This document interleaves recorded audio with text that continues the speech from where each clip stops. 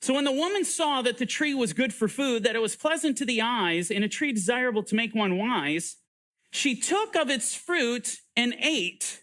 She also gave to her husband with her, and he ate. It's critical that we have the context. Now remember, as going into last week, we established that the husband was not with his wife as the enemy is having this discourse with Eve. He's not present. He picked the perfect time. He was an opportunist, right? He's looking for the opportune time. He got Eve when Adam was not around. That's critical, because the end of that discourse, he gets her to cast her gaze upon the tree, and she takes of its fruit. From that time she took of the fruit, she went and found Adam and gave to him to eat. There's a gap period here. That's critical. So now let's continue. The next thing we read, then the eyes of both of them were opened. Did you catch what just happened? Eve takes of the fruit. She touches the forbidden tree. She's not even supposed to do it. She partakes of the fruit. This gap period, she goes to deliver this fruit to her husband. What do you recognize? Her eyes are not open. Isn't that interesting? See, this goes back to my point. Adam was the primary target. This is who Hasatan was after. He was after the head of the household. And what happened when the head of the household partook? Then the eyes of both of them were open. That is powerful. And remember, Adam was commissioned to guard the garden, shamar in the Hebrew.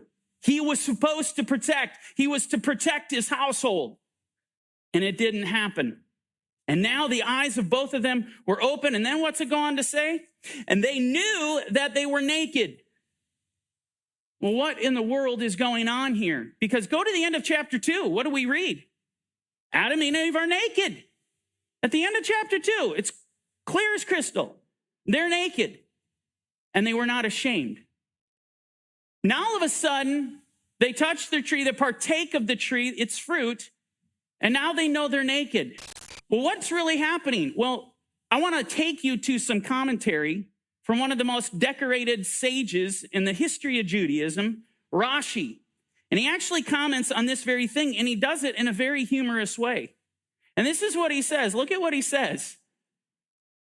Even a blind man knows when he's naked. What then is the meaning of, and they knew that they were naked? Now you think about that statement. It's brilliant and hilarious at the same time, because it's true. Think about it. Even when their eyes were not open, they still should have known they're naked. Everybody in their right mind can see that. And Rashi's bringing this, he wants to bring you to a place. This is a rhetorical question. He's going to answer it in a second. But he's recognizing something happened. Well, how does he answer this? This is what he says. They had one commandment in their possession, and they became denuded of it. In other words, they were stripped of this commandment. And this is what happened on a much deeper spiritual level. In other words, what Rashi is telling you, they were clothed in righteousness. The righteousness of God, their obedience to his law, clothed them. It covered their nakedness. They didn't have shame. This is where he's bringing us. Well, this is interesting to me, because when we read in Revelation 19, we read this. Let us be glad and rejoice and give him glory, for the marriage supper of the Lamb has come, and his wife has made herself ready. And to her it was granted to be arrayed in fine linen, clean and bright. And what is this fine linen? For the fine linen is the righteous acts of the saints. So here's this bride of Yeshua at his return, Israel. She has prepared herself. She's adorned herself. She has clothed herself with righteousness, keeping his commandments, keeping his Torah. Let me take it a step further and actually go backwards in Revelation to chapter 3. Yeshua addresses the church at Laodicea. And what does he say to them? I counsel you to buy from me gold refined in the fire, that you may be rich, white garments, that you may be clothed, that the shame of your nakedness may not be revealed. What did he just do? He took you back to the garden. The one story that everyone knows, where they weren't clothed, where they became naked, where they knew their shame. This is in the garden. And he takes you back there, and he's commanding Laodicea, who they think they're rich. They think they're blessed. But he tells them, you're blind, miserable, wretched, and naked. You have nothing. Recognize this. Buy from me. Come to me.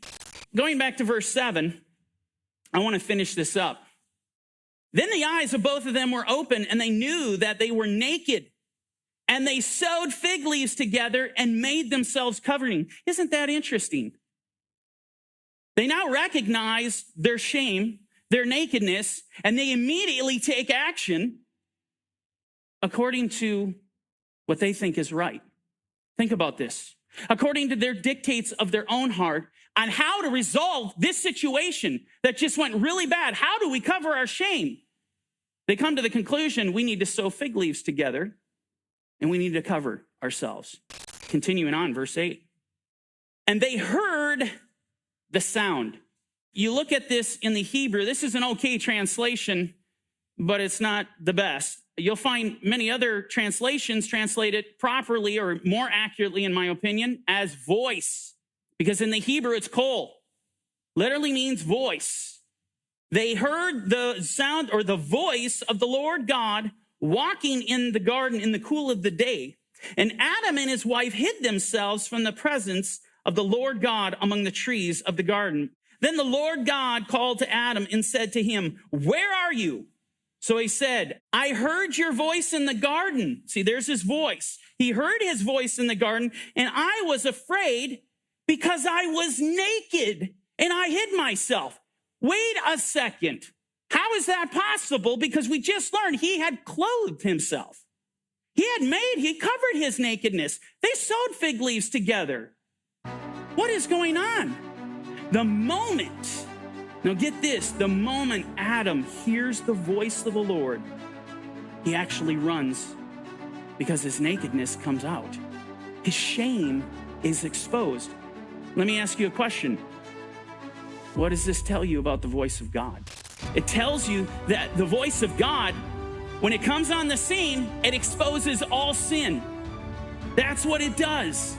It can't help it. Why? The voice is holy. It is pure holiness. The voice of God is pure holiness. And so when it goes forth, make no mistake, it will convict, it will condemn all sin.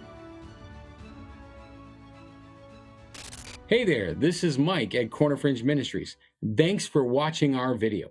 If you liked the video or it encouraged you, do us a favor. Hit the like button. Don't forget to hit the share. And if you haven't done so already, please hit the subscribe button. Now, if you want to watch the rest of this video, hit the button here. And if you want to watch the rest of this series, you can check it out here. And don't forget, you can download the Corner Fringe Ministries app today on any of your Play stores. Thanks for joining us at Corner Fringe Ministries.